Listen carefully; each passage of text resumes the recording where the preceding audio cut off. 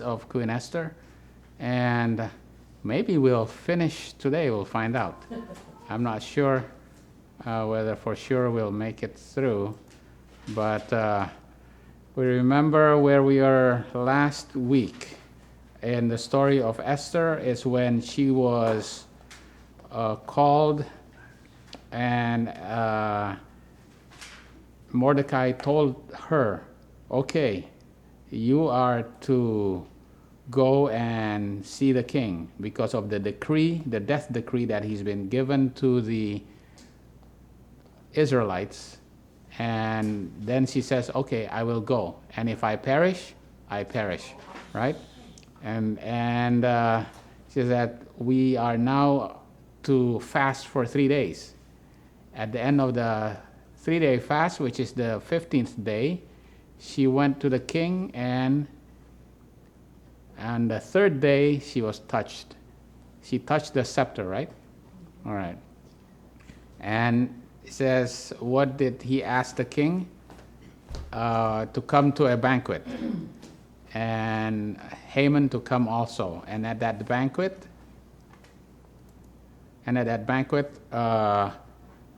she asked that they would come again the following day, right? So that would be the 16th day. So on the 15th day, there was a feast. And then on that feast, she asked for another feast, which is the second feast on the 16th day. All right, and that's where we ended. Well, we actually ended at the look into the most holy place. We also did the wheels within the wheels. Maybe we'll make a recap for that for the children, all right, because they missed it last time. Okay, so we'll now go to the Esther. We'll go to Esther, let's see, Esther 5, verse 9. Okay. All right, Esther 5, verse 9. Then went Haman forth that day joyfully and with a glad heart. This is, remember, he just had a feast, and they said he's gonna have another feast the following day, and he says, "Oh wow, I'm really special because it was me, the queen, and the king. Wow, I must be up there." He was really joyful and with a glad heart. But when Haman saw Mordecai, oh boy, in the king's gate, that he stood not up nor moved for him, he was full of indignation against Mordecai. Nevertheless, Haman refrained himself, and when he came home, he sent and called for his friends and Zerech, his wife. And Haman told them of the glory of his riches and the multitude of his children and all the things wherein the king had promoted him. See, I must be somebody special. I have been advanced of all the prince and the servants, and I was asked to come to the banquet, and it was just the three of us there at that banquet. And Haman said, moreover, yea, Esther the queen did not let no man come in with the king unto the banquet that she had prepared by myself. Wow. And tomorrow am I invited unto her also with the king. Remember? Tomorrow there's a second banquet, and I'm going to go. And we're at the 15th day. Remember, you got to get your days straight here because we're at the 15th day, right? Tomorrow, the 16th day, is going to be another banquet. Yet all this availeth me nothing. So long as I see Mordecai the Jew sitting at the king's gate and not bowing down to me. Oh, all right. So, see, there's a lot of prophetic significance to these people here. So who is Haman? Haman is who? Remember, his name is Glorious. Who is he? He's a glorious land. He's USA. Okay, if Haman is the glorious land, is USA, who's Zerech the wife? The wife? The church, right? Yeah, it's got to be the church. The church in America. Yeah. Right. But then who's the friends? 10 kings. All right. So the dragon. So Haman is the dragon, right? Yeah. And the false prophet. So false prophets. Well, I when I was going through this, I was trying to figure out who are these then. So Haman, Zerech, the wife, is obviously the wife is the woman. It's got to be the church. That's very obvious. We know that. That's prophecy 101, right? So Zerech means gold. Okay, Zerech means gold. Gold. Yeah, it means gold right there. Yeah, gold. Okay. Anyway, we'll go into this a little bit more and then figure out who these people are. But we know for sure that Haman is the United States. Okay, and Zerech is the church in the United States. All right, verse 14. Then said Zerech his wife, make sure you're in there. Who said what to who? Zerech his wife said to, Haman. and his friends unto Haman. Let a gallows be made of 50 cubits high, and tomorrow speak thou unto the king, that Mordecai may be hanged thereon. So whose idea is to make a gallows? The woman's. The woman. And how high is the gallows? 50. What's cubit? Cubit is this. 1 arm length. About a foot and a half. Oh, see now this you can see my whole hand in there. 45.7. All right, okay. Anyway, let the gallows be made, and 50 cubits high. Now 50 cubits is it's prophetically significant. We'll go through there, okay? Why is it 50? All right. Then go thou in merrily with the king unto the banquet, and the thing pleased Haman, and he caused the gallows to be made. Right? Who made the gallows? Haman made the gallows. But whose idea was it? The woman. All right? Okay. So what is the gallows? Now, first of all, who is in control of the relationship right there? Oh, the woman. Right. So what does that mean? It is an image of the beast, not to the beast, of the beast, right? Why? Because the woman is in control of the relationship. And what is the symbol of that controlling relationship? What is the symbol? It's right there. What is the symbol of that relationship? The gallows, right? Just like Sentence, a death. yeah, just like Shadrach, Meshach, and Abednego. What was the symbol of the image of the beast? That image right there, the statue, the golden statue, right? That's the symbol, right? Here, the gallows is the symbol of the relationship, all right? The image of the beast. Okay, but who is the friends? Who are these friends? Okay, it did not become clear to me until we studied a little bit. Oh, here, where you went? There's another story, another line upon line. Let me move this. Here's the story of Samson. The story of Samson. And Samson's wife wept before him. I know, this is the first wife, remember? Yeah, remember the first wife. There's no name. She's a Philistine woman, right? Wept before him. Thou dost but hate me, and lovest me not, that hast put forth a riddle unto the children of my people, and hast not told it me. And he said unto her, Behold, I have not told it my father nor my mother, and shall I tell it thee? And she wept before him the 7 days while their feast lasted. And it came to pass on the 7th day that he told her, because she lay sore upon him. She basically nagged him for 7 days.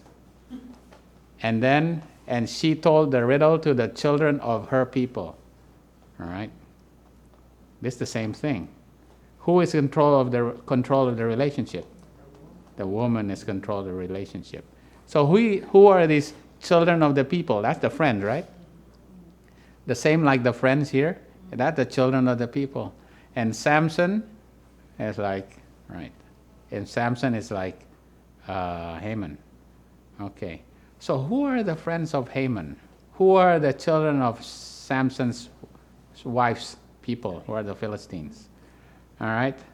Okay. Here's finally, after studying with we know with the School of Prophets, we realize Haman is America, and as America is a two-horn power, and it's typified by Medo-Persia, which we always think of the ram.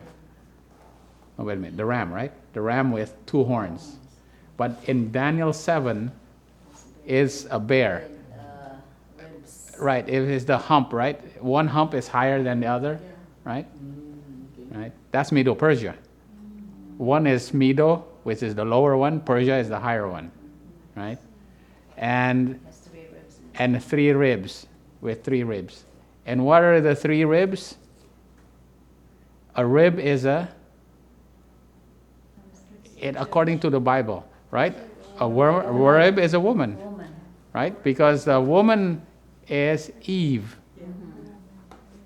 How was Eve made? Out of the rib of Adam, right? So the rib is a woman, is a church, right? Here is America that has three churches in America. What are the three churches in America? Oh yeah, here you go. Great Controversy, page 588.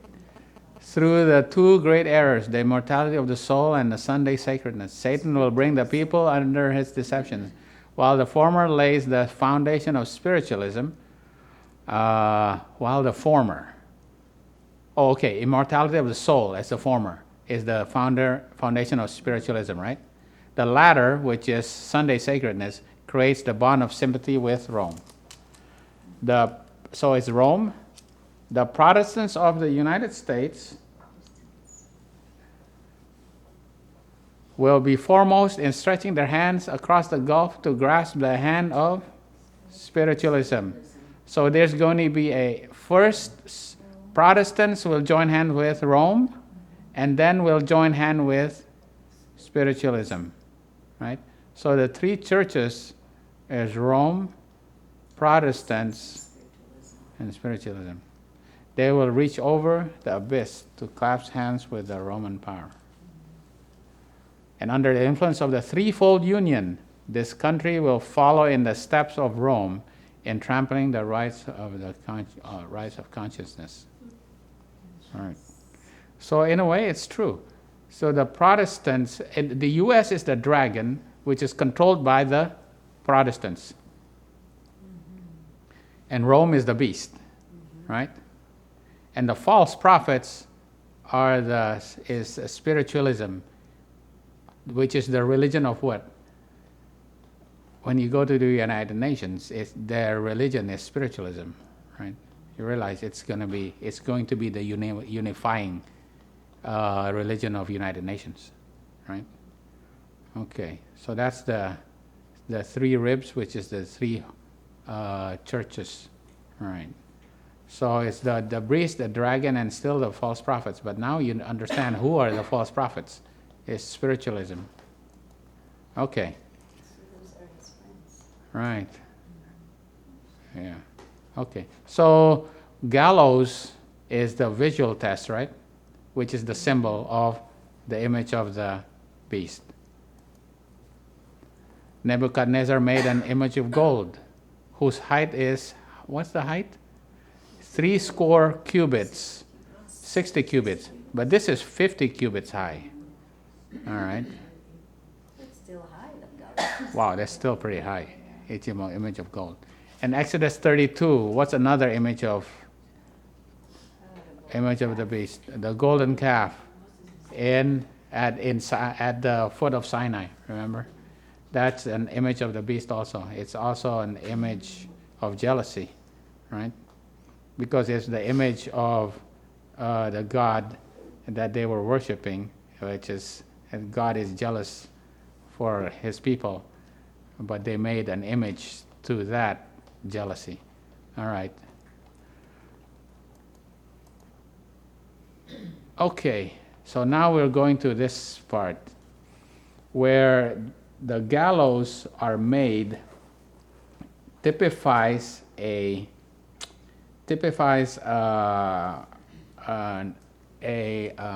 what do you call that? Okay, let me find out. A counterfeit of the genuine. Okay, because the gallows is where somebody will be lifted up, right? To be hung. Not an ensign. Yeah. So the gallows is actually a counterfeit of the ensign. The ensign. And the gallows will always come before the ensign, right? Okay? Yeah. This concept is actually quite important because you will see this at the time of Jesus. Because Jesus is lifted up, right? And he will draw all nations unto him, that kind of thing, he's lifted up on the cross. But who was lifted up before he was lifted up? Judas, right? How was Judas lifted up? Oh yeah, he hanged himself. 27 verse 25. And Judas 20, I'm going to read that. And he cast down the pieces of silver in the temple and departed and went and hanged himself, right? Judas hanged himself, right? Just like the gallows. All right, Galatians 3:13 and Deuteronomy 21:23. Christ has redeemed us from the curse of the law, being made a curse for us, for it is written, cursed is everyone that hangeth on a tree, right? So Judas is cursed. But how is Christ cursed? Christ is hung on a tree. Because he takes on our curse. Yeah, he takes on our curse, right? He takes on our what? Our 25:20. Right. Yeah. Deuteronomy, his body shall not remain all night upon the tree, but thou shalt in any wise bury him today. For he that is hanged is accursed of God. Right? Okay. Now let's see. John 12, verse 31 to 33. Christ is lifted up. Right? He is lifted up on the cross. Well, we can read that. Now is the judgment of this world. Now shall the prince of this world be cast out. And if I be lifted up from the earth, will draw all men unto me. This he said, signifying what death he should die. All right. Isaiah 11, verse 10 to 12. All right. The ensign is lifted up. Right? Isaiah 11, verse 10 to 12. I'm going to read this. And in that day there shall be a root of Jesse, which shall stand up for an ensign of the people. To it shall the Gentiles seek, and his rest shall be glorious. And it shall come to pass in that day that the Lord shall set his hand again the second time to recover the remnant of his people, which shall be left from Assyria and from Egypt and from Pathros, Cush, Elam, Shinar, Hamath, and the islands of the sea. Wow. And he's got to recover his people from the world. And he shall set up an ensign for the nations, right? He will set up an ensign for the nations, and shall assemble the outcasts of Israel, and gather together the dispersed of Judah from the four corners of the earth. The outcasts of Judah and Israel will be gathered together, 25:20, and they will be lifted up as an ensign. All right? For the world. Okay, now Zechariah 9, verse 15 and 16. The Lord of hosts shall defend them, and they shall devour and subdue with sling stones. And they shall drink and make a noise as through wine, and they shall be filled like bowls, as the corners of the altar. And the Lord their God shall save them in that day as the flock of his people, for they shall be as the stones of a crown, lifted up as an ensign upon this land. So an ensign is the stones of a crown. Remember the mercy seat has a crown around it?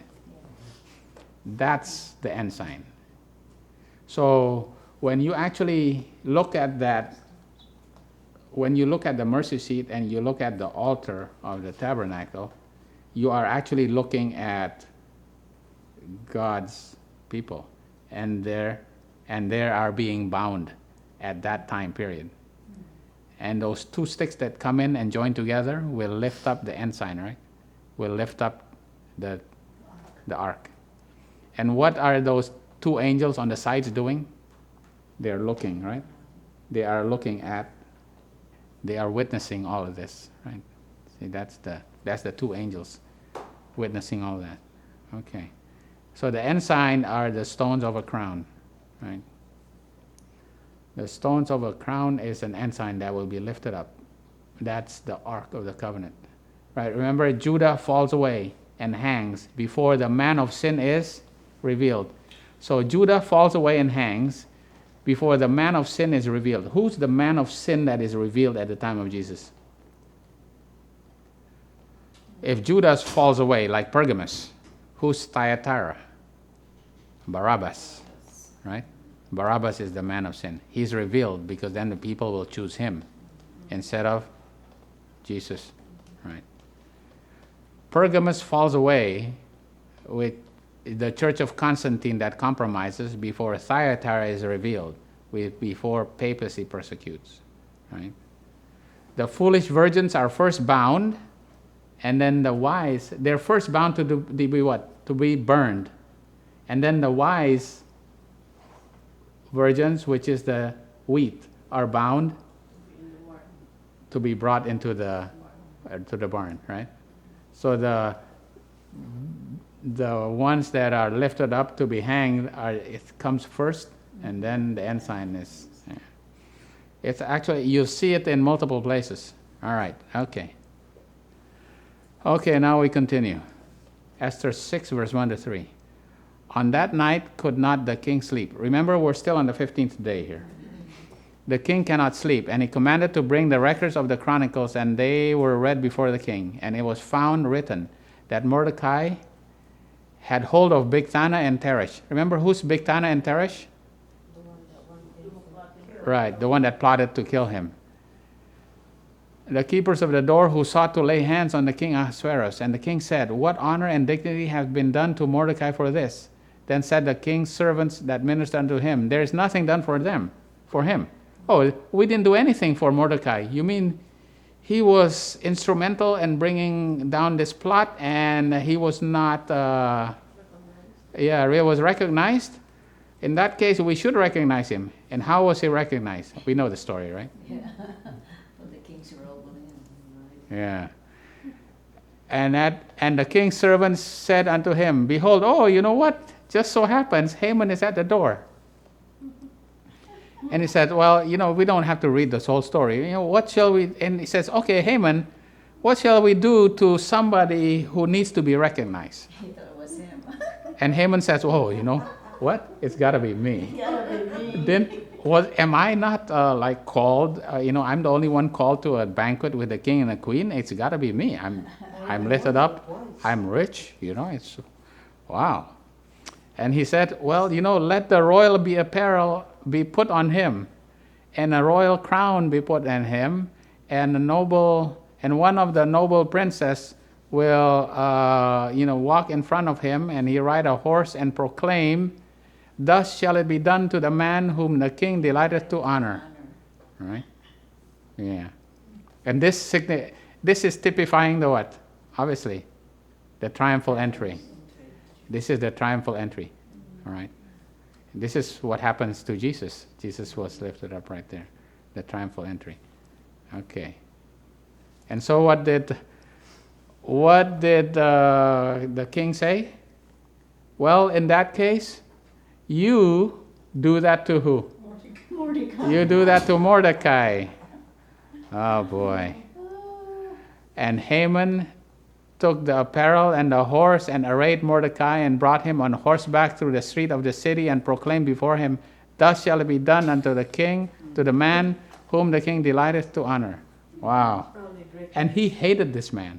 Yeah. Can you imagine? He's the one that has to, proclaim in front of the horse in front of all the people. And Mordecai came again to the king's gate, but Haman hasted to his house, mourning and having his head covered. Oh boy. Yeah. So Mordecai was lifted up with the robe of righteousness and then proclaimed, right? Right at this time. Okay. We remember we're still at the midnight cry here, right? We're still at midnight cries. Yeah, he was lifted up. Okay, so the priest is lifted up also there. Okay. Brings you back to the story of when Jesus was brought in. Jesus asked for a donkey or an ass to be brought in, right? The story is in Matthew 21, verse 2-5. Okay. Saying unto them, go into the village over against you, and straightway ye shall find an ass tied. See, the ass is tied. And a colt. Remember, we're still at the midnight cry. And a colt with her. Loose them and bring them unto me. So an ass is what? It's loosed. Oh boy, right? Is that prophetically significant at the midnight cry? Yeah, because Islam is going to get loosed, right? So there's an ass and a young horse. Yeah, I don't know about that. I'm not sure what that is. Maybe there's two of them now. Ooh. A young one is forming. Yeah. And if any man say aught unto you, ye shall say. So if any man inquires, just say, the Lord hath need of them, and straightway he will send them. All this was done, that it might be fulfilled, which was spoken by the prophet. Tell ye the daughter of Zion, behold thy king cometh unto thee, meek, and sitting upon an ass. So the ass is let loose, and then Christ is going to sit on that ass, meaning Christ is going to restrain that ass. But there's also the colt. Right. But there's also a colt. Now, these are the things that we may still need to figure out. Has not been elucidated yet, Yeah. prophetically. And maybe we'll find out what that means. Remember, it comes from this. See, which was spoken by the prophet. It fulfills Zechariah 9, verse 9. Okay? He will be lowly, riding upon an ass, and upon a colt the foal of an ass. All right. So, upon an ass and upon a colt, so there's another. It says upon a colt, the foal of an ass. So the baby of the ass is also on the colt. So it's behind them. There's going to be, it's going to be double. There's going to be, that's why it's double. Maybe it's a double. Because it's at the midnight cry. It's got to be a doubling. But they are going to be loose. This is what is going to happen. It's going to be a double, and it's Islam. It's Islam, right? It's more terrible. It's terrible. Yeah. But remember, Jesus will sit on that ass, meaning Jesus will restrain them. They will still be restrained, because they will eventually be let loose when? At the seventh plague, right? When Michael stands up, right? Okay. All right. So the purified priests will be lifted up to proclaim the message of Islam, right? This is what it means. Yeah, Mordecai. Yeah. The ensign and Yep, the purified priests, right? Yeah. And they will join together with the Levites, and they will proclaim the message of Islam at that time, just like Daniel also, message of what is going to happen to America, right? Because that will change, the power will change from Medo-Persia to Greece, which is the world, which is United Nations. All right. Right? That's included in the story of Esther and Mordecai. Yeah, because that connects with the Christ triumphal entry. Because Mordecai was sat on the horse too, right? Mm-hmm. That's a triumphal entry. Okay. And Haman told Zerech his wife. Oh, so he came back. He was, I can't believe what happened to me today. The man that I hated, I had to proclaim in front of the whole city. And Haman told Zerech his wife and all his friends. See, This is the threefold union of the dragon, the beast, and the false prophets. Everything that had befallen him.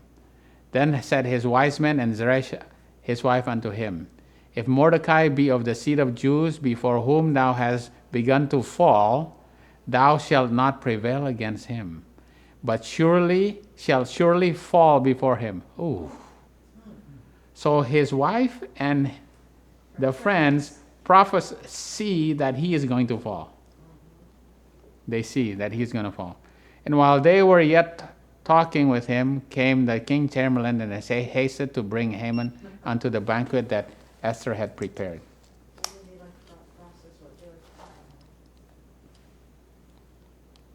what did you say, prophesy? See? Thou shalt not prevail against him, but shalt surely fall. And said his wife and Zerech his wife unto him. His wife and his friends told to him, Mordecai, if Mordecai be the seed of the Jews, before whom thou hast begun to fall, you're going to fall. Thou shalt not prevail against him, shall surely fall before him. You are going to fall. When is America going to fall? At the Sunday law. And the world is going to see it. Right? Because they see the effect of Islam. Right. Okay, so this is the confederacy. I put this up here, Psalms 83. And they have taken crafty counsel against thy people and consulted against thy hidden ones. Your enemies, right? Your enemies have taken crafty counsels and consulted against you, right? All right. They are a confederate against thee. This is the confederacy. I didn't highlight that, but it's a confederacy. This is the three confederacy: the Rome, apostate Protestantism, and spiritualism. Isaiah 8 verse 12. Say ye not a confederacy to all them whom this people shall say a confederacy. Neither fear ye their fear, nor be afraid. You don't have to be afraid. Okay. So we're now at Esther 7. We know this picture. We know what is going to happen at the second feast, right? 16th. Right. This is the 16th day. Right. So the king and Haman came to the banquet with Esther the queen. This is the second day. And the king said again unto Esther on the second day at the banquet of wine. The first banquet was on the 15th. The second day of the banquet of wine is on the 16th. What is thy petition, Queen Esther, and it shall be granted thee? What is thy request? Oh, there's another inquiry, and it shall be performed. But this inquiry is already doubled, right? It's been asked already. The same inquiry. What is thy request? And it shall be performed even to half of the kingdom. Then Esther the queen answered and said, if I have found favor in thy sight, O king, and if it please the king, let my life be given me at my petition, and my people at my request. For we are sold, and I my people, to be destroyed, to be slain, and to perish. But if we have been sold for bondmen and bondwomen, I had held my tongue, although the enemy could not prevail the king's damage. Right? This is just before this picture right here. Okay? Verse 5 and 6. Then the king Ahasuerus answered and said unto Esther the queen, who is he, and where is he that durst presume in his heart to do so? And Esther said, the adversary and the enemy is this wicked Haman. And she pointed at Haman, right? Then Haman was afraid before the king and the queen. Oh, here's another picture. Here Haman was afraid before the king. There's the king, and that's her. Begging. Oh, wow. Yeah. And the king, arising from the banquet of the wine in his wrath, went into the palace garden. And so he went out of the palace garden. And Haman stood up and made a request for his life to Esther the queen. There you go. He made a request. And he saw that there was an evil determined against him by the king. Then the king returned out of the palace garden into the palace place of the banquet of wine, and Haman was fallen upon the bed whereon Esther was. Wow. And Haman was on the bed of Esther. What did he do? Oh. Yeah, he was afraid. He was just trying to beg, and he was on the bed of Esther. So the king, Then said the king, will he force the queen also before me in the house? Are you going to, rape the queen? As the word went out of the king's mouth, they covered Haman's face. And Harbona, one of the chamberlains, said before the king, behold also the gallows 50 cubits high, which Haman had made for Mordecai, who had spoken good for the king, standeth in the house of Haman. Then the king said, hang him thereon. So they hanged Haman on the gallows that he prepared for Mordecai. Then was the king's wrath pacified. Okay. So the king's wrath at the Sunday law for Haman's appearance of fornication, right? Right? It looked as if, Haman is committing fornication with the queen, right? Yeah. Isn't America committing fornication? Right? Yeah. So this is With, Sunday law. all right, this is the Sunday law. This is the Sunday law, right? And USA ends at the Sunday law when she has to hang on the gallows. When she makes void the law of God and enacts the Sunday law, right? She has to hang. And why is it 50 cubits high? Okay. Anyway, behold, I will cast her into bed, and them that commit adultery with her into great tribulation, except they repent of their deeds. Right? This is the kings of the world commit fornication with Babylon, right? The whore. Okay. And he cried mightily. Revelation 18, 2-3. For all nations have drank wine of her fornication, and the kings of the earth have committed fornication with her, and the merchants of the earth. So that is the appearance of fornication of Haman with Esther. The so-called Christian world is to be a theater of great and decisive actions. Men in authority will enact laws controlling the conscience after the example of the papacy. Babylon will make all nations drink of the wine of the wrath of her fornication. Every nation will be involved. Okay. Now and remember they covered the face of Haman. What does it mean to be cover his face? You can see. Yeah. Blinded. Right. The leaders become blind. They put the eyes of Zedekiah, remember? Zedekiah's eyes was blinded, right? At the Sunday law. When he becomes completely blind, they plucked out his eyes and taken by the enemies, right? And it came to pass at the time Eli was laid down in his place, and his eyes began to wax dim. But their eyesight goes away progressively, right? And they become completely blind, and then they die, right? And the Philistine took, remember whose eyes was also taken out? Samson. But good thing Samson still repented, right? Yeah, Samson was a leader, right? Yeah, he was one of the judges. His eyes was put out. Okay. All right, now what is the gallows, which is 50? Why is it 50? Because 50 is a symbol of what? The Pentecost. And the Pentecost is the outpouring of the Holy Spirit without measure, which is at the Sunday law. So the Pentecost is Sunday law.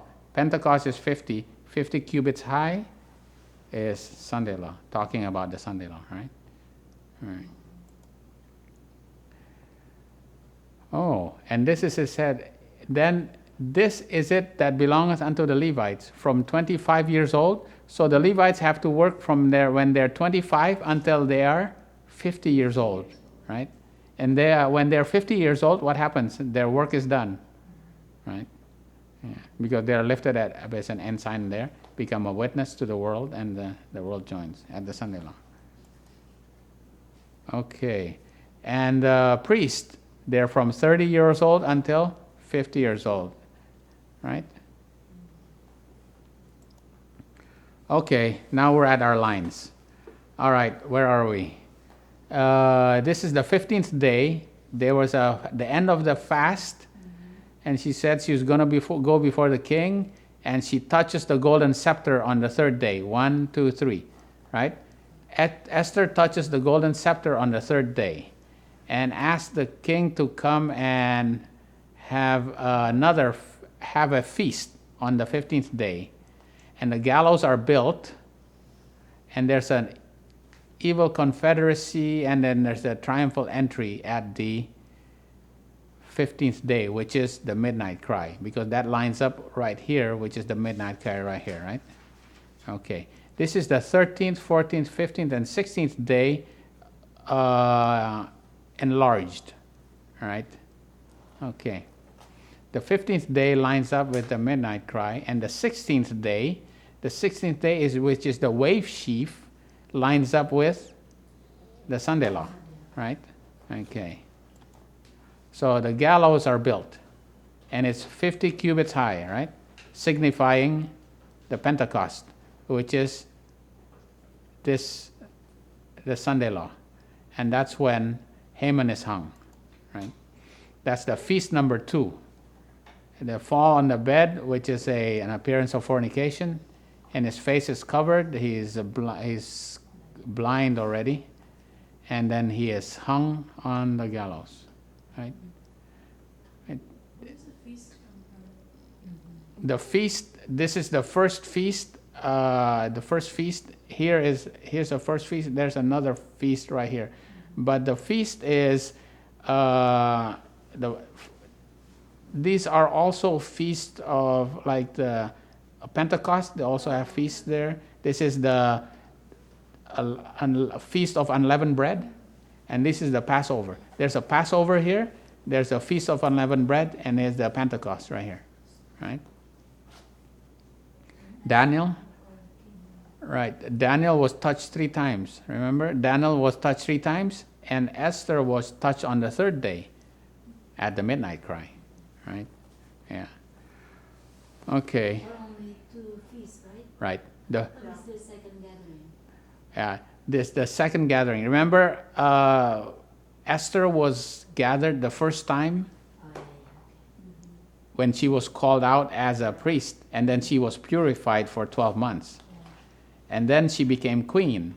And then the virgins were a second gathering, right? There's a second gathering right here. The second gathering is for the Levites. The Levites are gathered again, all right? Yeah. Okay. And she fasted for 3 days, right? Okay. All right. Anything anymore? Okay. You said 15 days, the Feast of the Unleavened Bread. Right, yeah. Feast of Unleavened Bread is the 15th day. The Passover is the 14th day. And the 16th day is the wave sheaf, right? But the wave sheaf really is the morrow after the Sabbath. But it just so happened that in 31 AD, the 16th day is the day of the morrow, which is the wave sheaf, right? Okay, we're going to go we're going faster now because we're, now Esther 8, verse 1 to 6. Okay, so now Esther says, on that day, King Ahasuerus gave the house of Haman, the Jews' enemy, unto Esther the queen. Wow. Everything of Haman was given to Esther.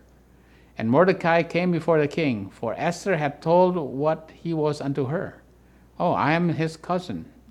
I am his relative, And the king took off his ring, which he had taken from Haman, and gave it to Mordecai. Right. So they are what? They are sealed, right? The ring means a sealing, right? They are sealed. They've all been sealed, but the last one that's going to be sealed is going to be sealed at the Sunday law, right? All right. And Esther set Mordecai over the house of Haman. Wow. Mordecai is now takes over Haman. And Esther spake yet again before the king, and fell down at his feet, and besought him with tears to put away the mischief of Haman the Agagite, and his device that he had devised against the Jews. Then the king held out the golden scepter toward Esther, and Esther arose and stood before the king. And if it please the king, if I found favor in his sight, and the thing seemed right before the king, and I be pleasing in his eyes, let it be written to reverse the letters.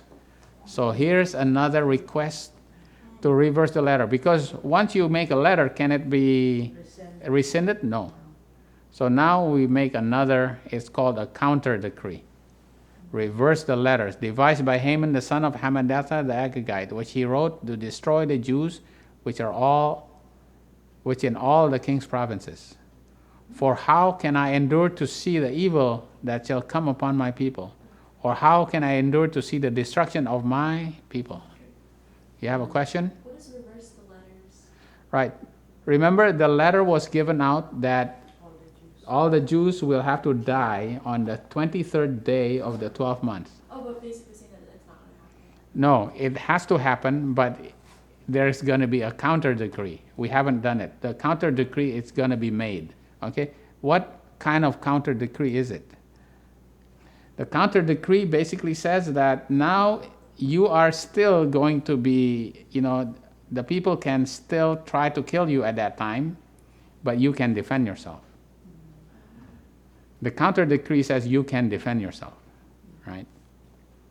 Because any decree that's signed by the king, It cannot be. It cannot be rescinded. Yeah, it cannot be rescinded. So you have another decree that kind of neutralize it. So the decree is still in force, but now he says, okay, you have a decree that you can be killed, but there's another decree that says that you can defend yourself and fight and kill those who want to kill you. Or like run away if you want to. No, it says you can kill those who want to kill you. Right. So the ring is a seal, right? So there's a sealing time. Obviously, we know there's a sealing time at the Sunday law, right? Okay. Oh, the signet ring is the one that was given from Jehoiachin and the son of Jehoiakim, right? And will be plucked away from him and given to who? Zerubbabel, right? Zerubbabel will have it, right? Because Zerubbabel becomes the ruler in Judah, right? And Jehoiachin, he lost that ring, the signet ring. All right. What are you doing, brethren, in the great work of preparation? Those who are uniting with the world are receiving the worldly mold, right? The signet makes an impression in the mold. But you are receiving the worldly mold and preparing for the mark of the beast. Those who are distrustful of self, who are humbling themselves before God and purifying their souls by obeying the truth, these are receiving the heavenly mold and preparing for the seal of God in their foreheads.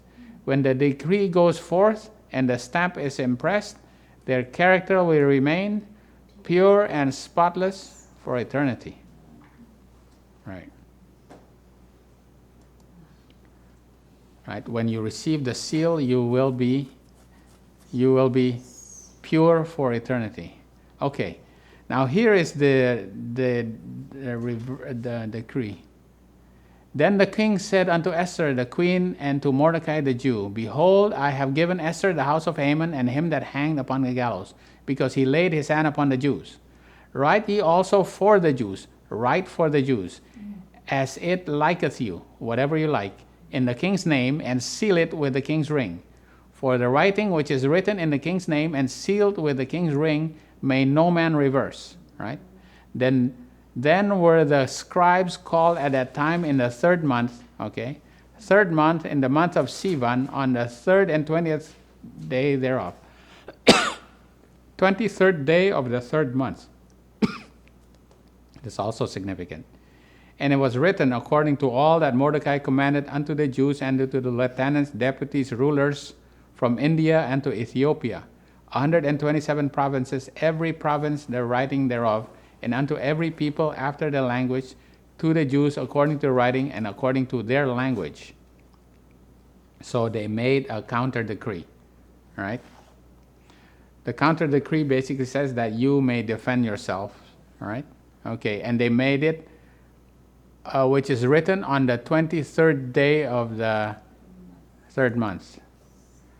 Okay, all right? They still, on this time period, here's Mordecai's bitter cry on the 13th day. This is the 23rd day of the third month.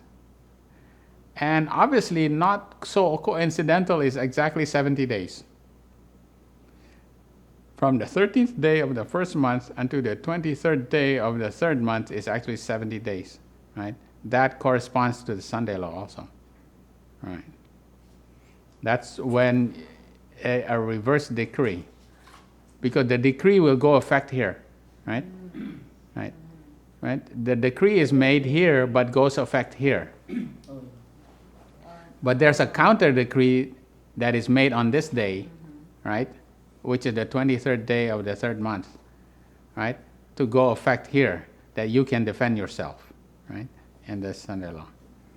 Okay, so there's will be a counter decree.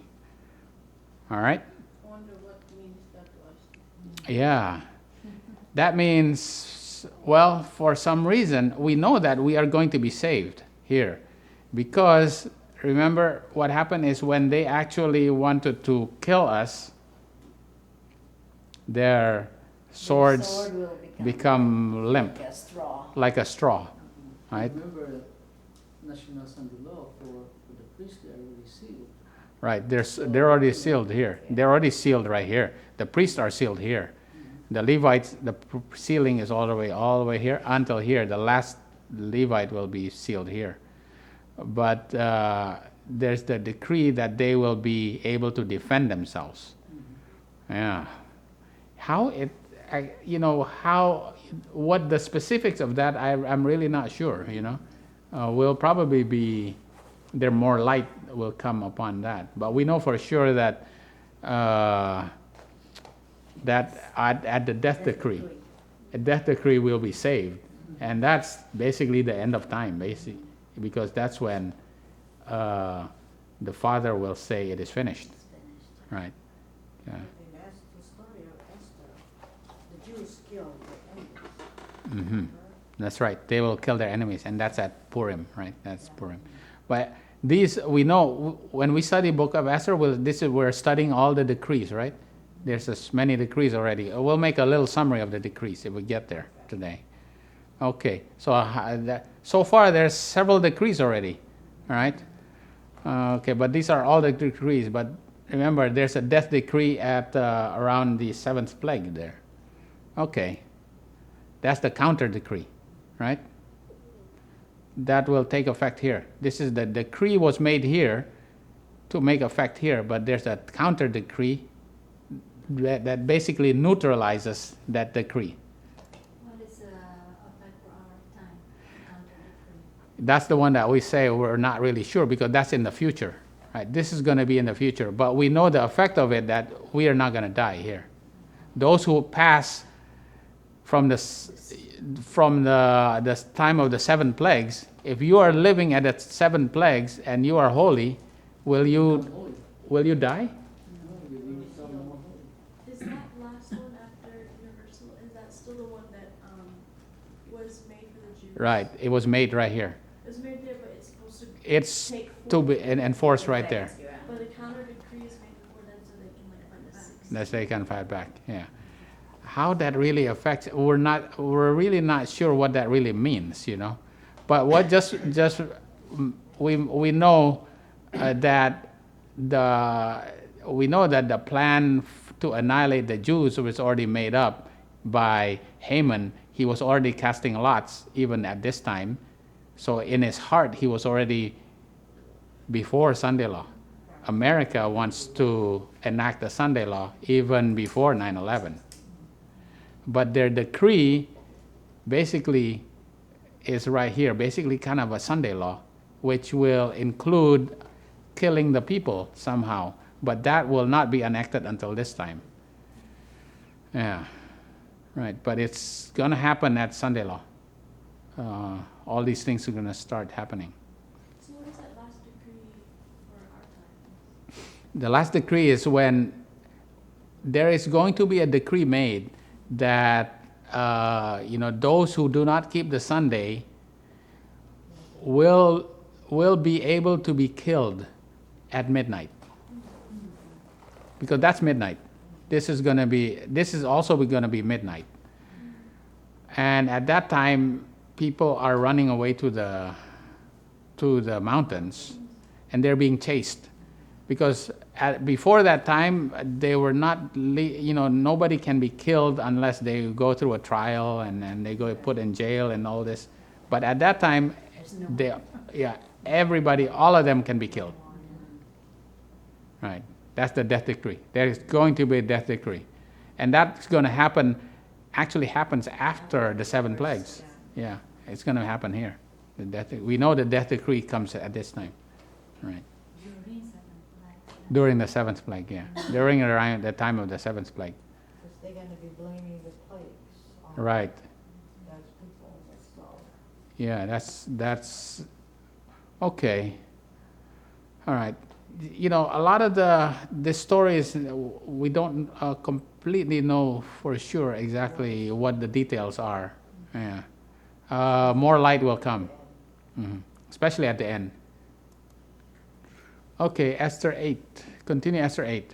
And he wrote in the king Ahasuerus' name, and sealed it with the king's ring, and sent letters by post on horseback, and riders, mules, camels, dromedaries. I'm not sure what dromedaries mean.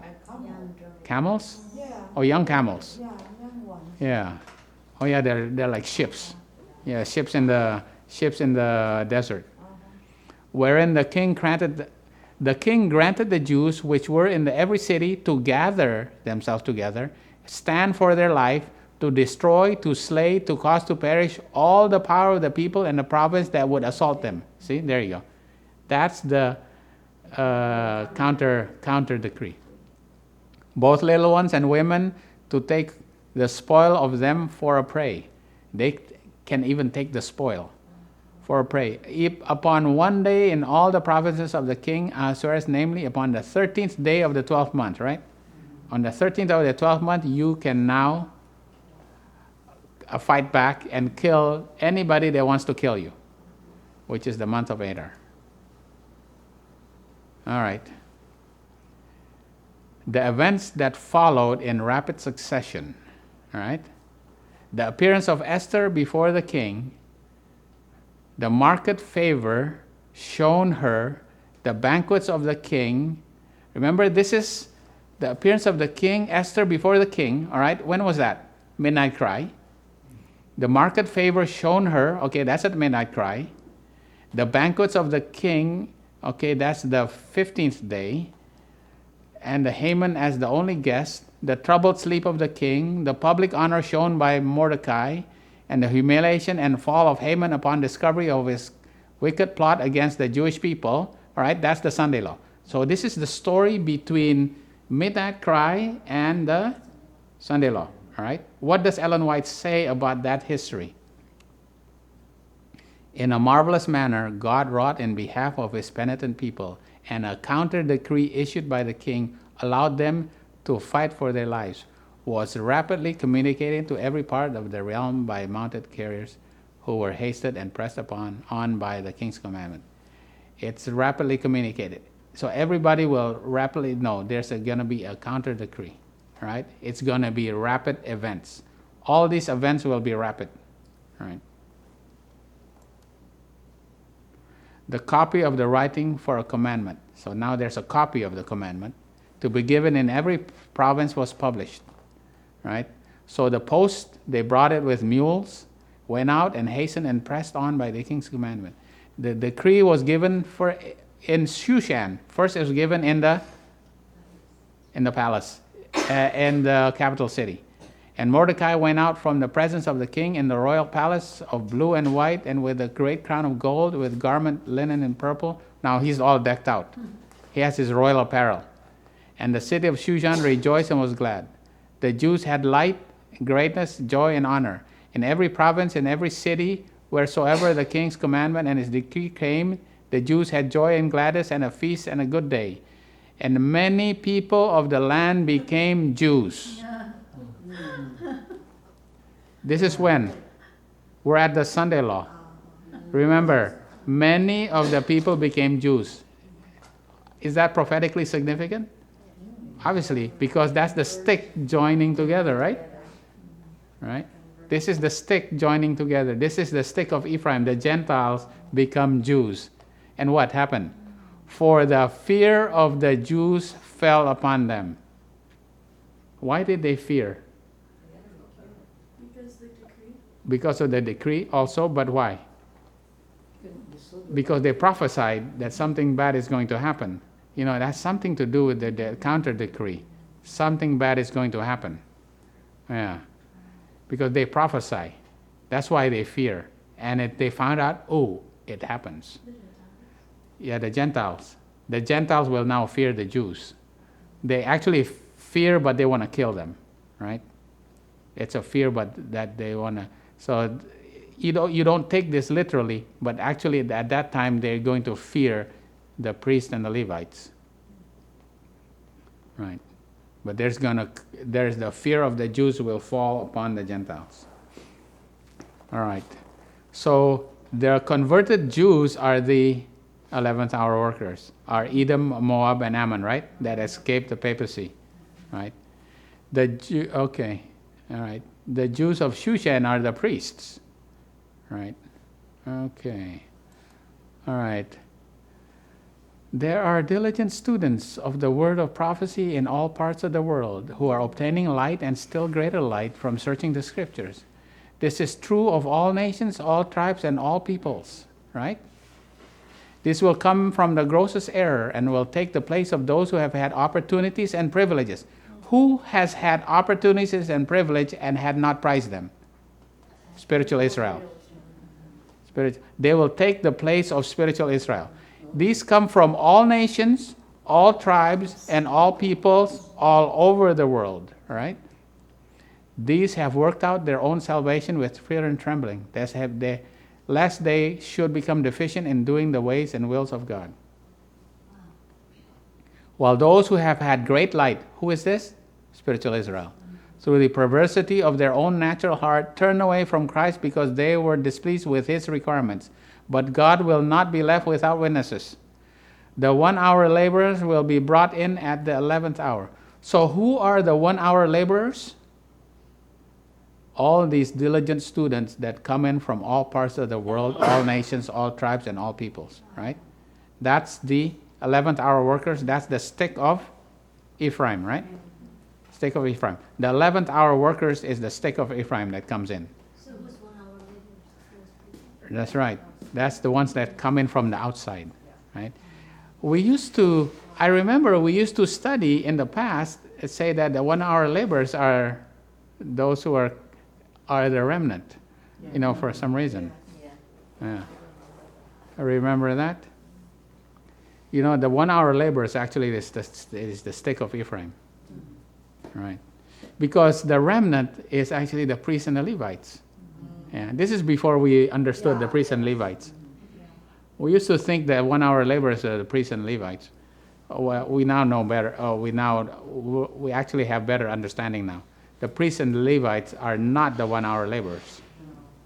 Right. The priests and the Levites come out of spiritual Israel, which is the 9th hour workers. So they're still kind of like the 9th hour workers.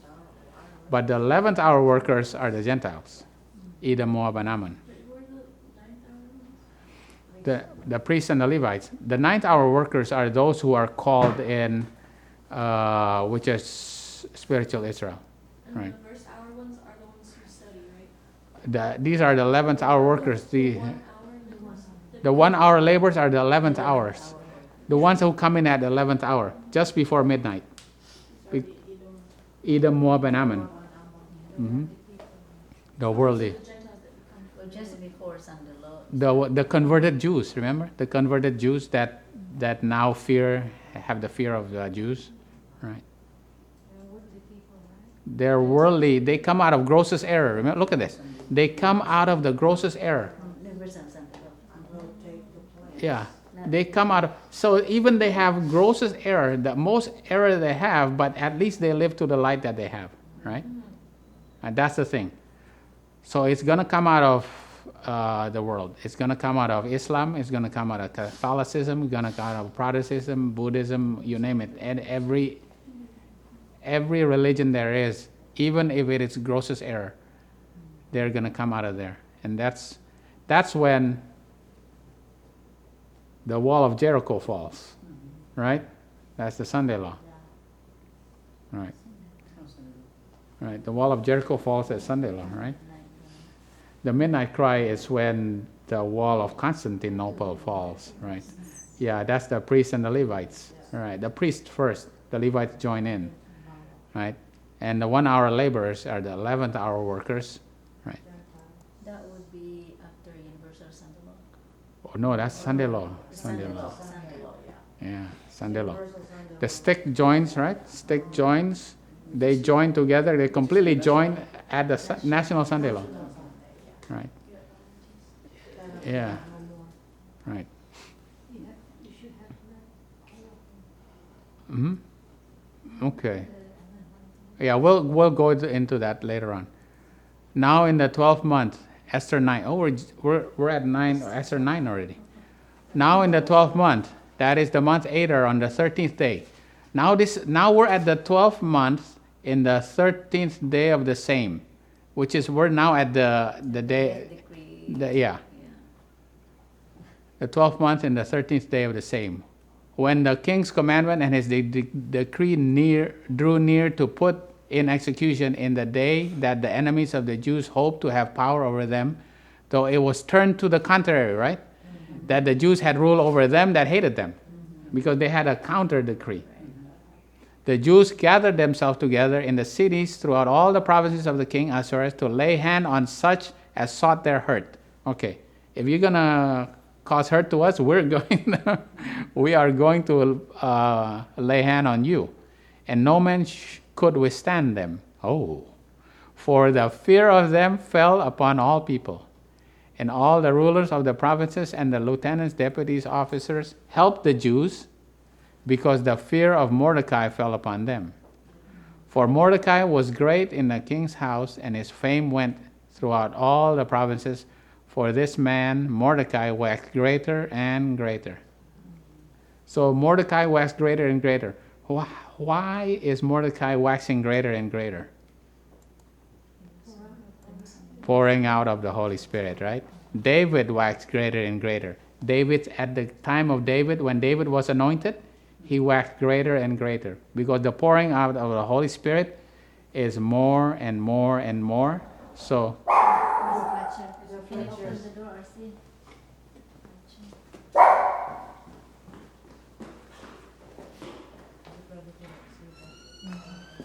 and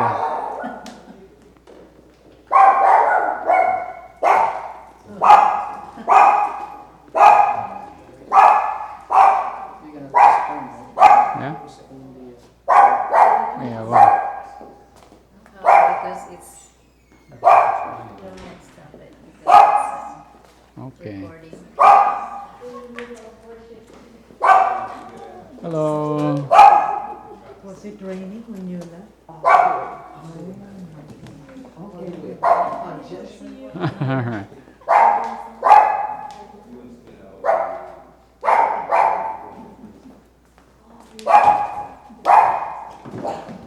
Your brother. Sorry to come so late. Okay. Traffic was not Over good, there, but Miss Fletcher. it's a blessing to still be here. I wanted to come here so long. All right. I wanted to come Friday night, but said, you know what? We gotta come today. Okay. All There, right. Miss God Brother bless you. Fletcher. Where is it? Here. Okay, thank you. God bless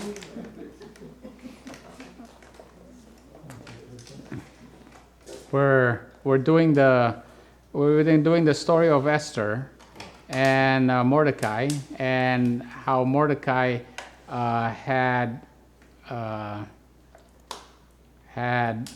Mordecai and Esther had a counter decree that they made so that when the Jews are to be killed by the decree that Haman made, now they can defend themselves.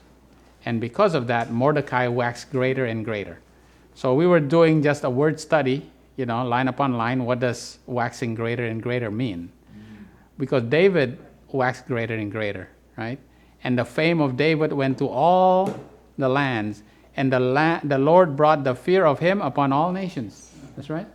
Yeah, just like Mordecai, right? Because this happens at the Sunday law. This happens at the Sunday law. It's a repetition, right? Yeah, it's a repetition, right? Yeah, because that's when the outpouring of the Holy Spirit is given without measure. And now the fear of the Jews is upon all nations. Now they fear them, right? Because what? The prediction came correct. What they have studied and now they've preached, it actually came to pass, right? This day will I begin to put the dread of thee and the fear of thee upon the nations that are under the whole heaven, who shall hear report of thee, and they shall tremble and be in anguish because of thee. Okay. We're broadcasting this on YouTube. Okay. All right. So the dread of thee will be put upon all nations. Because for one thing, there's a counter decree. But I think that counter decree has something to do with the fact that they know what is going to happen. Yeah. They know what is going to happen. And people says, wow, you know what is going to happen, and it actually happens. All right.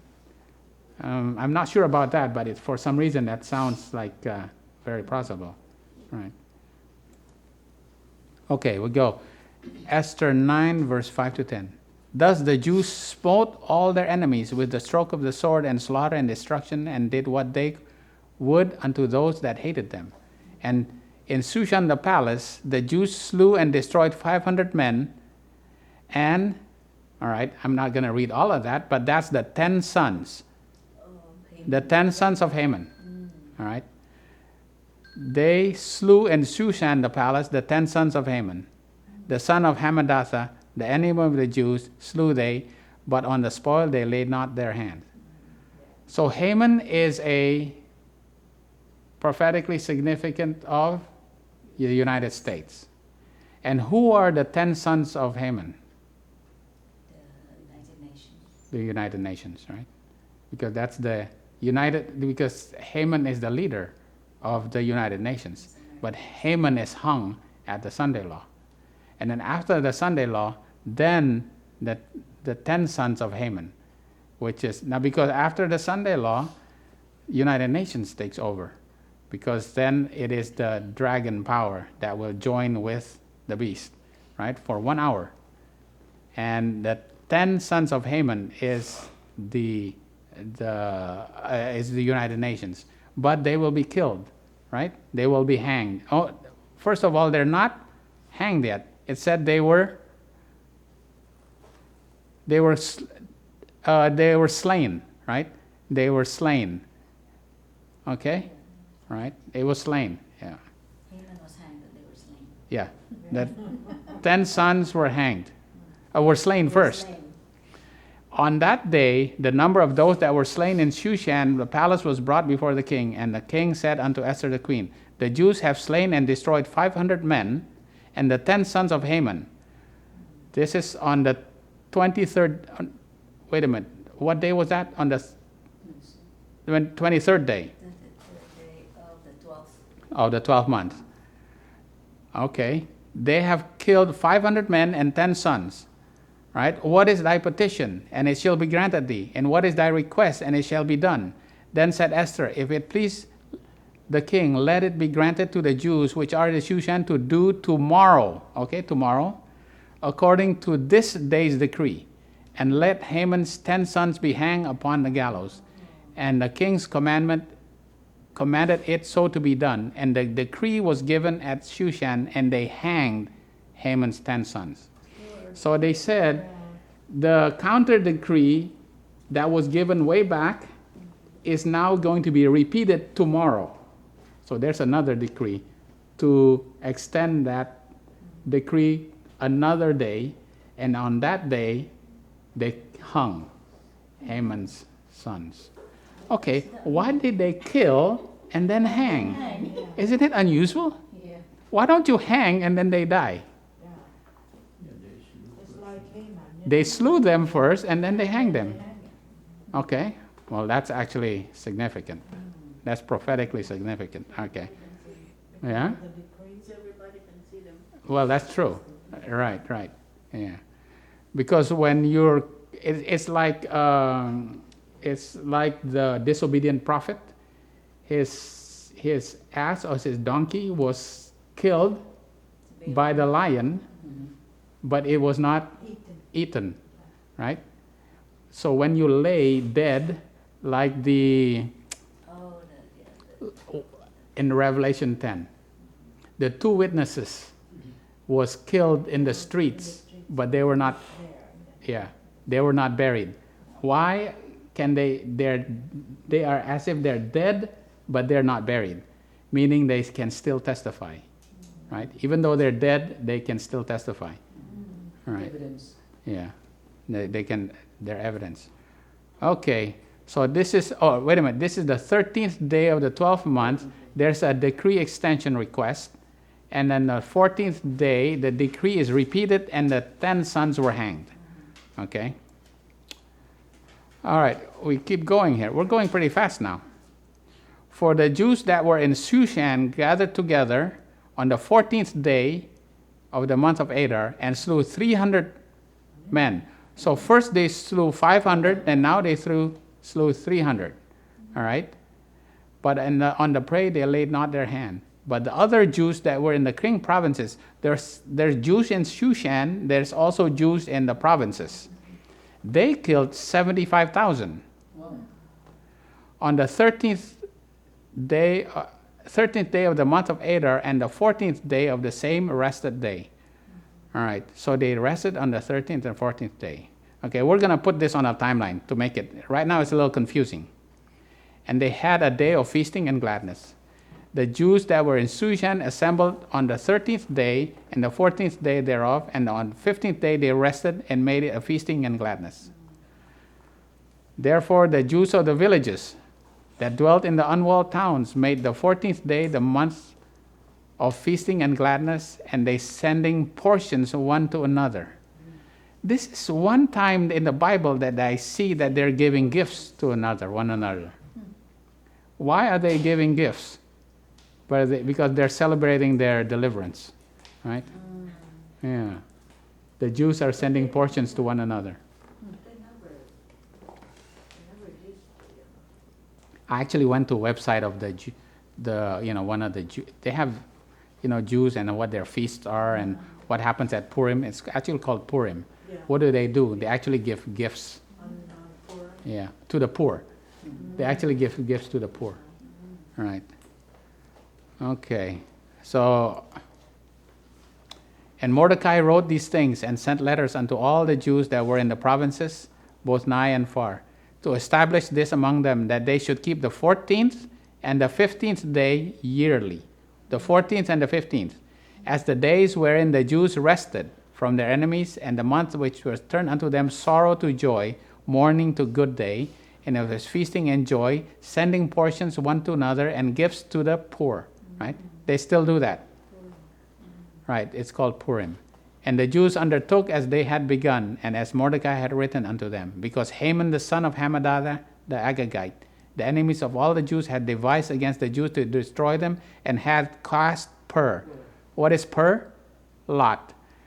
When did they start casting lot? 9/11. He started casting lot at 9/11, all the way, right? But when Esther came before the king, he commanded by letters that his wicked device, which he devised against the Jews, should return upon his own head, that he and his son should be hanged on the gallows, right? So they now celebrated Pur, and they call it Purim now. Purim on the 14th and the 15th day. Even until now, the Jews still celebrate it, Purim. Right? Do you remember that? Are they following the Kiryat calendar, or are they using the? No, they're not using the Kiryat calendar. They're using the Gregorian. So they're probably using December. Mm-hmm. Listen, Yeah. It all depends on what And the kind of Purim. Jews you are.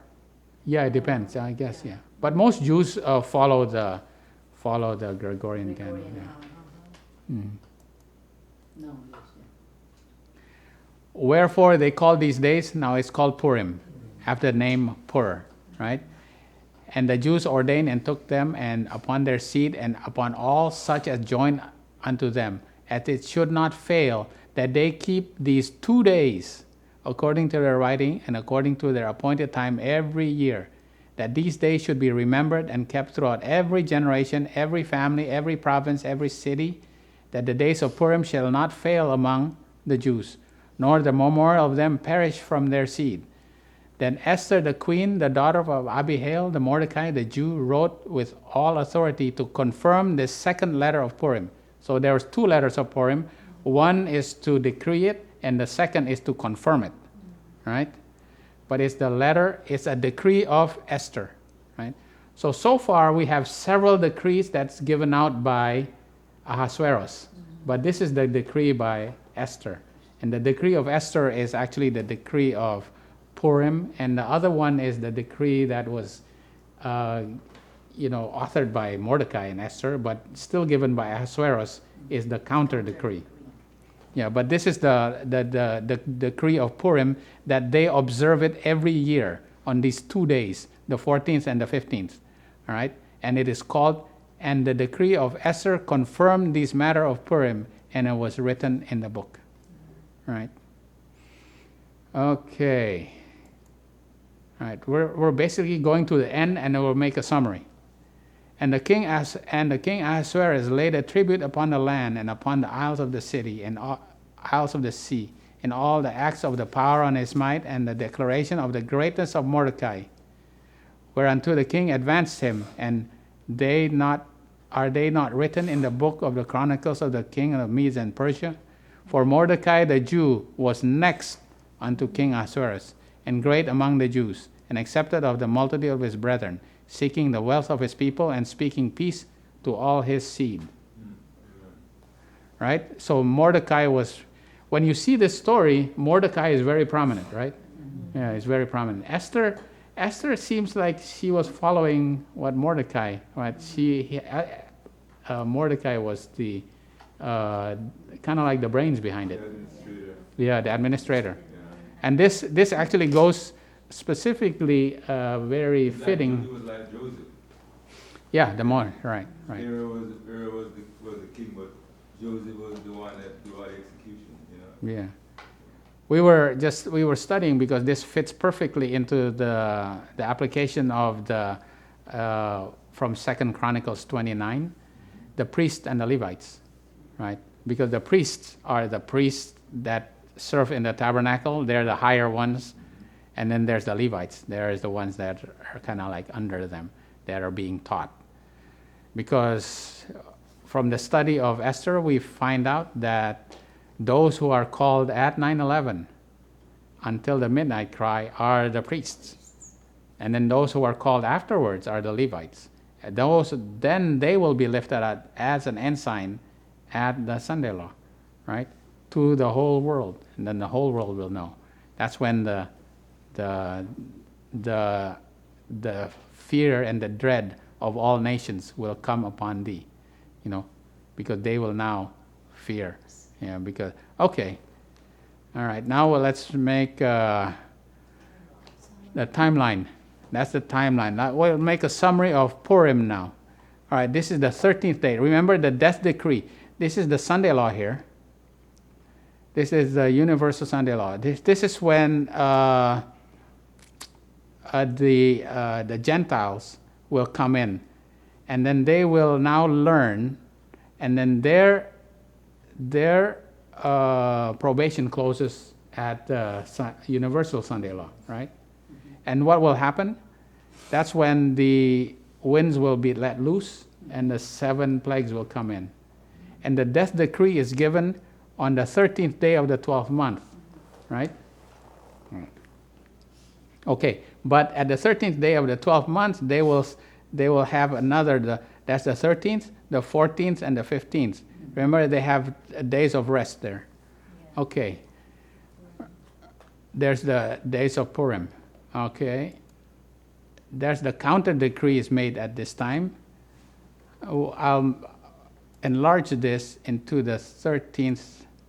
This is the 13th day of the 12th month, 14th, and the 15th. All right? So the decree is executed right here. But the Jews gathered together, and Mordecai waxes great. And in Shushan, the Jews killed 500, and the 10 sons die, right? On the 13th day there. And the village Jews, they killed 75,000. 75,000. And the decree is extension. When we first, where does that actually line up? It really has to line up at the Sunday law, because that's when America dies. Because America is the leader of the 10 of United Nations, right? 10 sons. Of the 10 sons, right? And then the decree is repeated here, and the Shushan Jews killed 300, and the village Jews rest, and the 10 sons are hanged, right?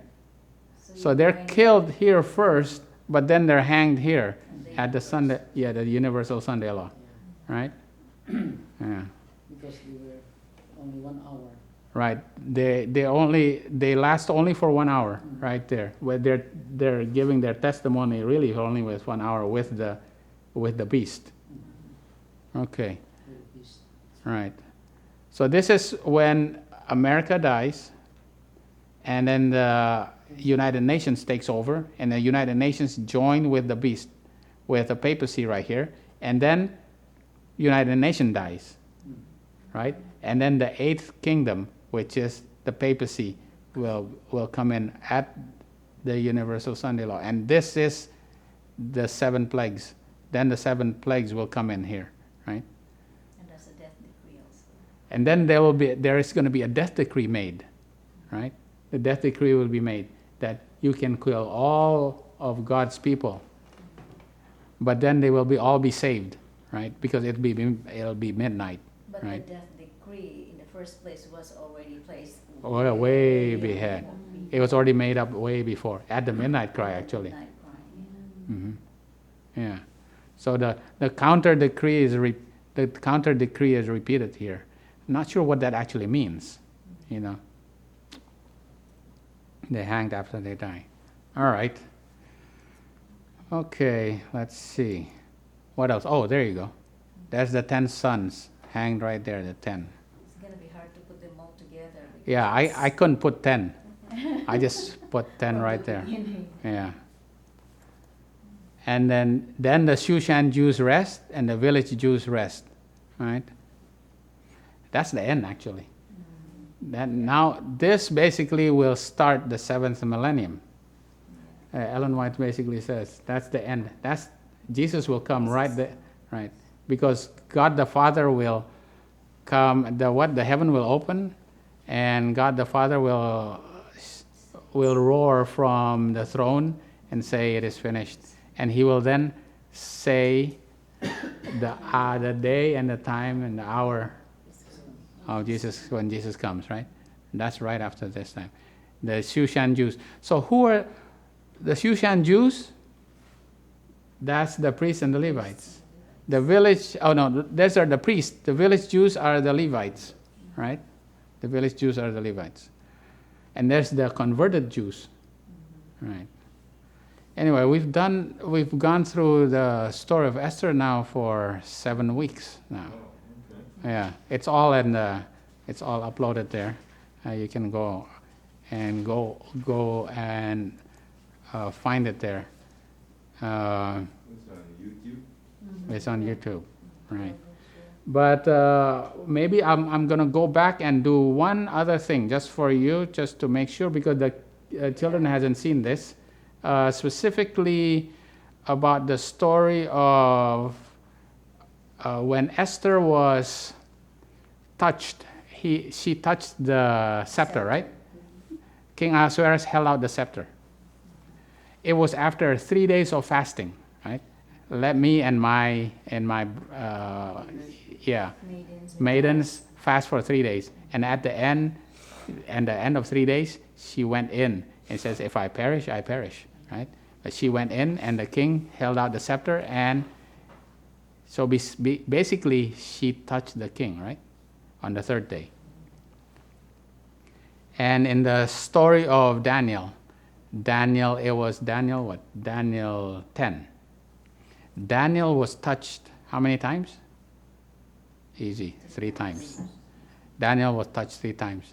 This is prophetically significant because it's the same thing as when Isaiah, in Isaiah 6, was touched by the angel who will bring the tongue and the live coal, right?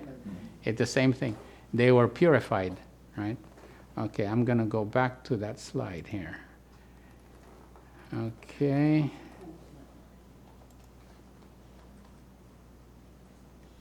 All right. Okay, Daniel, here in Daniel 10, it's actually in Daniel 10. This is the summary of it. The summary, Daniel was touched 3 times, right? And because he was touched 3 times, he was able to be made to understand that the Chao Zone vision. The Chao Zone vision of what? That Gabriel has been fighting with the kings of Persia, and that after that, the king of Grecia was come in. The king of Persia, Medo-Persia, is a 2-horned beast. What's another 2-horned beast at the end time? Because this applies to us. This is actually going to be us. We're going to be spiritual Daniels also. We are going to be able to understand the prophecy of what happens at the Sunday law when Medo-Persia, which is America is a 2-horned power, right? It's going to be conquered by the Prince of Greece, right? The Prince of Greece is the United Nations, right? Because remember, America dies at the Sunday law because she has now made the national Sunday law. Because that is when she dies. She has gone completely to the side of the papacy now, right? Okay, right? National apostasy follows national ruin. Is followed by national ruin. Okay. All right. That's when now Esther touches on the third day, right? Touches the scepter. Right? That's the 3 touchings there. Okay, that's the first woe. Oh, this is the first woe is also 150 days, which is the 5 months. The second woe goes unto this time. This is the second woe because this is the 5 months. This is the 150 days. All right. This is the 4 years that they will be purified. And there's a wall that falls here. According to the first woe, this is 1453. The wall of Constantinople falls here. All right, there's a wall that falls here. And here at the Sunday law, there's another wall. We know it's the wall of Jericho. Okay. All right, this is just a brief, that's too short. There's no way, that doesn't give you justice for what actually has been studied. All right. Now, all these things, Ellen White said, true holiness and humility are inseparable. This is so. Holiness and humility are inseparable. The nearer the soul comes to God, the more completely it is humbled and subdued. Job heard the voice of the Lord out of the whirlwind. He exclaimed, I abhor myself and repent in the dust and ashes. It was when Isaiah saw the glory of the Lord and heard the cherubim crying, Holy, holy, holy is the Lord of hosts. Woe is me, for I am undone. This when Isaiah was touched with the live coal. Daniel, when he was visited by the messenger, my comeliness is turned into corruption. When Daniel was touched 3 times, this was his response. He was humbled to the dust, right? Job was humbled. Isaiah was humbled. Paul, after he was caught up in the third heaven, he heard these things. It was not lawful for man to utter, speaks of himself as less than the least of all saints. John, as he leaned on Jesus' breast and beheld his glory and fell as one dead before the angel, he fell as dead before the angel. The more closely and continuously we behold our Savior, the less shall we see to approve in ourselves. The more humbled we become. Just like all these prophets, right? Right, as they were touched. Okay. Daniel said, my comeliness was turned to me into corruption. He had such a view of the glory of God that he fell as one dead. He could not talk, he could not see. But the angel took him and sat upon his knees, yet he could not look at him. Right? This is what happens when you see the glory of God, when you see the appearance of Jesus, when you see the Mare vision. When you see Jesus, you are going to fall down as one dead, and you cannot talk and you cannot see. You are humbled. This is the reaction that you should have, right? Instead of being boastful and say, oh, well, I know more than the other person. You should be humbled. We are to receive the very same glory that was revealed to Daniel, because it is for God's people in these last days. So we are going to see the glory of God. When Isaiah saw the glory of God, he was touched with the live coal, right? That's why he was being purified. Okay? Let God's workmen study the 6th chapter of Isaiah. That's when he was touched with the live coal. It is the same thing as the 1st and 2nd chapter of Ezekiel. The 1st and 2nd chapter of Ezekiel is the wheel within a wheel. I had never really understood the wheels within the wheels. Have you really? It's very complicated, right? The appearance of living creatures connected with them all seem intricate and unexplainable. But the hand of infinite wisdom is seen among the wheels, and perfect order is the result of its work. Every wheel works in perfect harmony with every other. Please read carefully the 3rd chapter of Ezekiel. The 3rd chapter of Ezekiel says, when Ezekiel saw the wheels upon the wheels within the wheels, what did he have to do? He had to go to the rebellious house of Israel and warn them of the judgment. Okay? Right. Because he has seen the glory of God. It's the same thing like Isaiah in Isaiah 6 was touched with the live coal. All right? Now this wheel upon a wheel. When you see a wheel, what's the middle of that wheel? The hub. What is the hub? It's the turning point of the wheel, right? It's a turning point. Right. The turning point for the Israelites was when, for the Jews, when they wanted to make him king over their temporal kingdom. And he says, no, I come to save you from your sin. And they didn't want him anymore, right?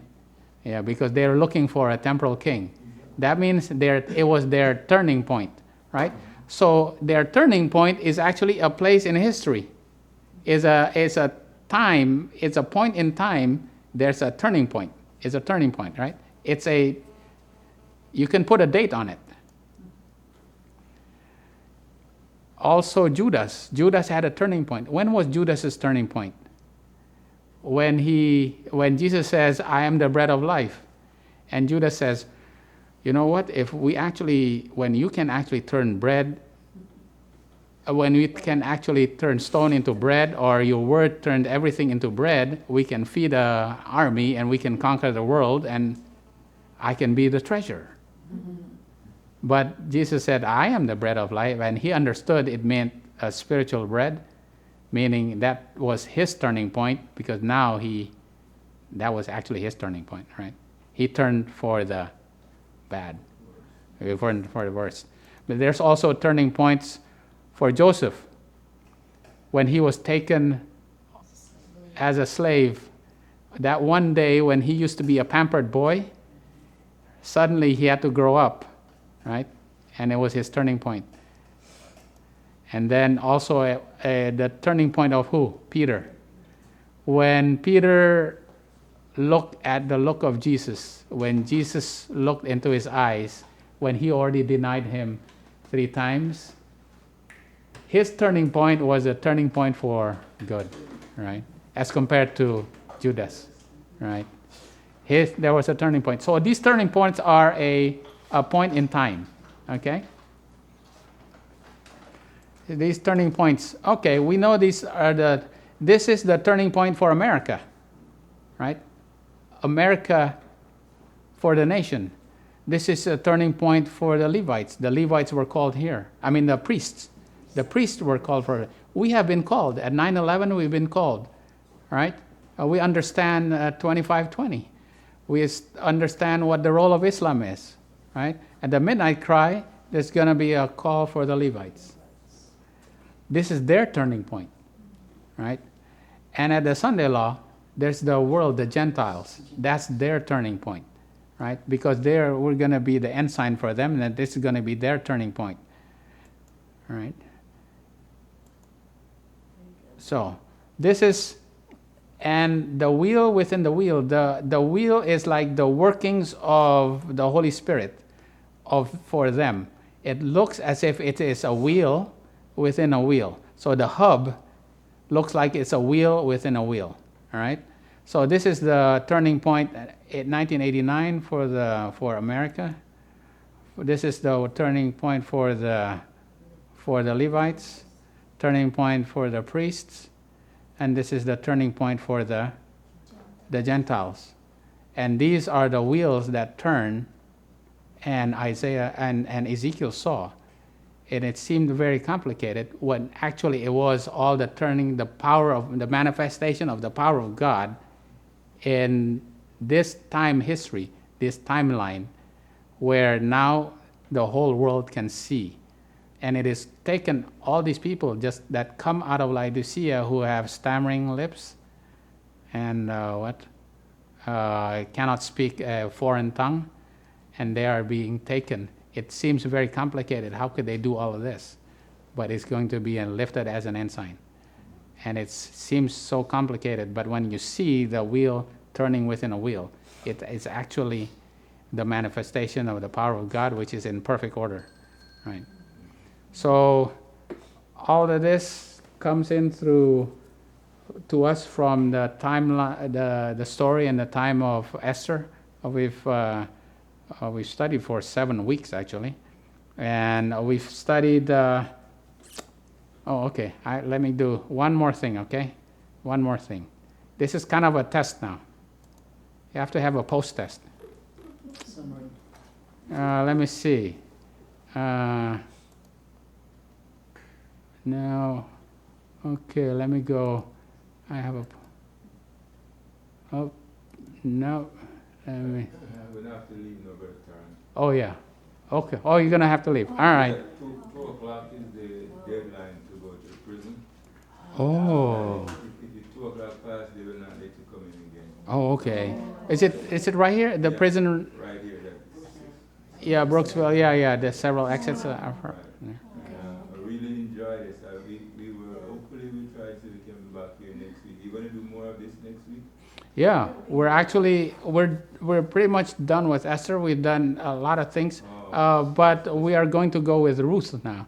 Oh, you're going to start the new one? We're going to start with Ruth on the next study. What we'll do, we'll go on YouTube this afternoon and go over it and look at it. Yeah. It's a very good study. Yeah, Because it's prophetic application, and that's right. we can bring it home to us, and that's good. We know where we're at, So we won't take up unaware. We are not in darkness. We know exactly who we are and where we're at. It's a blessing. But like I said, we're going to try to, God we promised them that we'll come this week. I was telling my wife, if we didn't make that commitment, because when we were starting, we were late, we said we just stay, or we promised them that we'll be there this week. So, but I said, you know what, half a loaf is better than nothing. Let's come still. And I seen I wasn't going to make it, I said, let us come. And again, the vegetables is finished. We're trying to come 4 weeks now, And it's the last of it. And I said, you know what? If we don't bring it today, they're not going to get the vegetable that we have for them. So All right. Thank you for we want to taste the garden, and we also want to come and taste it. God bless. Wonderful. We enjoy the fellowship and we enjoy the study. So we thank Brother Taran and we will be in touch. Okay? All right. Next time we see you, we're so tall. Thank you. All the best. Thank you. God bless. Bye, God bless. Mr. Good to see you. God bless. Take care of yourself. God bless. Hi, Mr. Fletcher. Good to see you. See you again. Take care. Next time you the clothes. Yeah, this is yours. This is Maria. This is for, yeah, for the single. Oh, my God. Yes, See, I will forget. yes. The book of Esther seems like it's really, It's everything. it's everything up to. Yeah.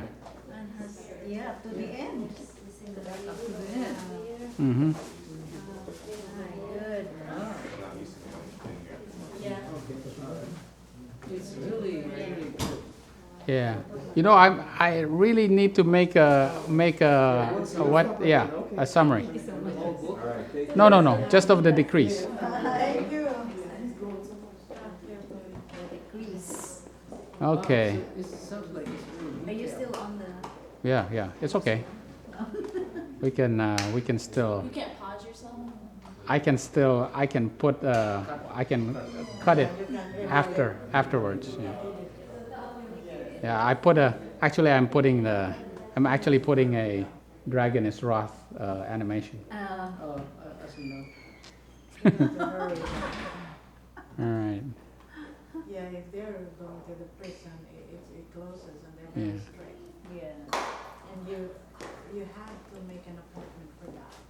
Yeah. And then you have to wait until you get approved. Okay. No, hold on. We have to wrap this up, okay? Because we're gonna wrap this up.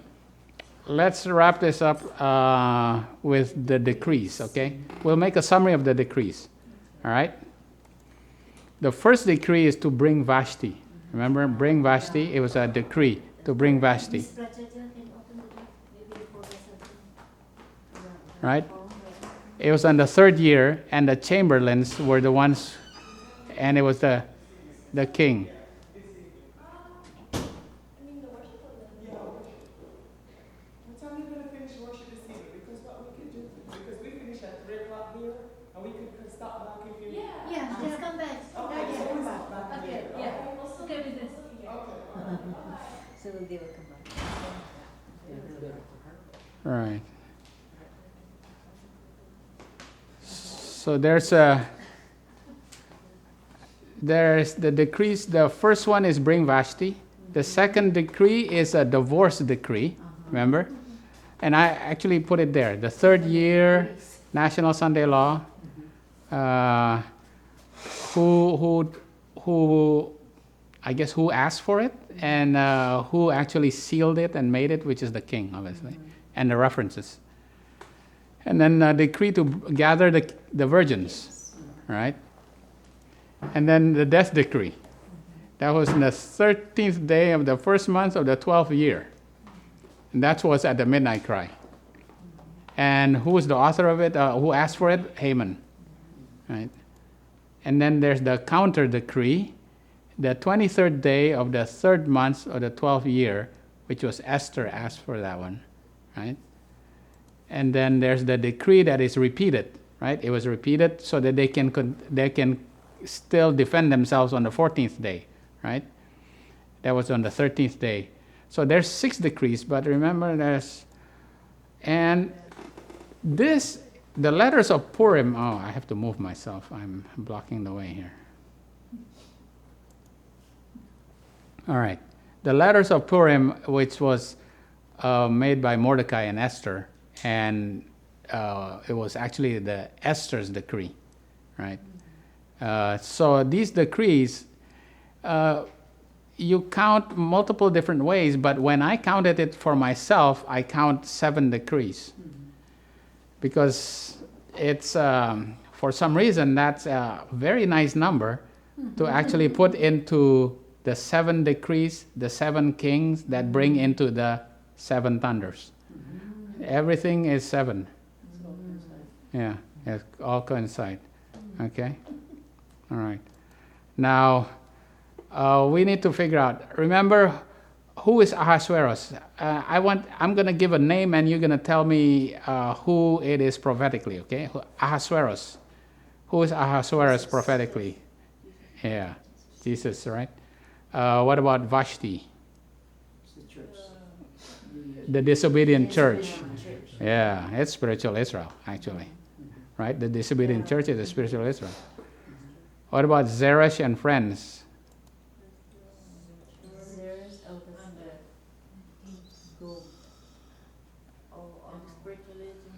There's Spiritualism, Protestantism, right? Yeah. Or white sailors. Zerech is actually Babylon. Yeah. Babylon. Yeah, because Haman is America, which is Protestantism, right? And Zerech is the beast, right? And then friends are the false prophets. Well, actually not the false prophet, but they're the spiritualism. Yeah, they're the 3 ribs, the 3 religions, right? Okay, and Zerech is apostate Protestantism church, okay? As for gallows, prophesy the fall of the United States.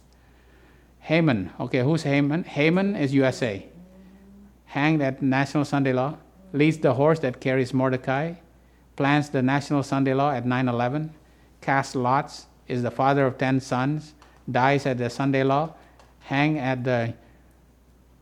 Oh, so the 10 sons are the United Nations, who dies at the Sunday Law, but is hung at the Universal Sunday Law, right? Mordecai is the priest, right? Made a loud cry at midnight cry, and it's sealed at midnight cry, right? Now Esther is a priest and a Levite. Esther the Levite, remember, she said, I'm not called before. I haven't been called for 30 days, right? So she was not called. She was a Levite, and she was sealed at the National Sunday Law. There was Esther the priest.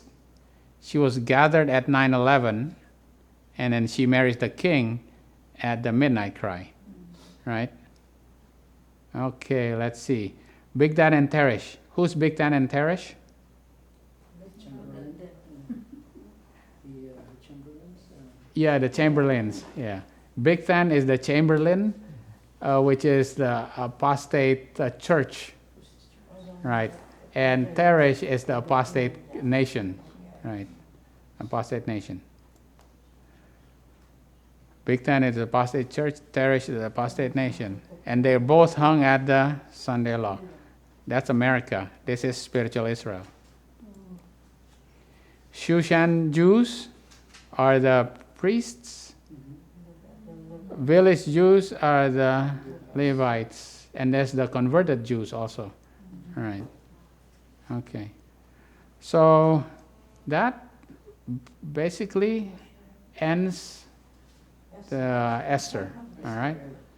Took us a long time, but next week we'll start with Ruth. All right. And that is the more sure word of prophecy. Okay. RC. Okay. All right. We'll just pray, okay?